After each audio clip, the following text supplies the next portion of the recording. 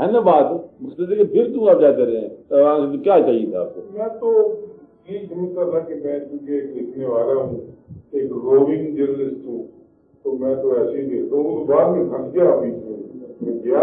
मतलब आप ऐसे तजस्सुस में, उन लोगों के तजस्सुस में? हाँ कि ये क्या होता है, मुझे उसमें कुछ लिखने के लिए मुझे हमारी लिखना उनके बारे में जिस चीज को आप जानते नहीं हो, तरह के जानने की तो तो कोशिश जानने वाला तो फिर उसमें अमल हो जाता है।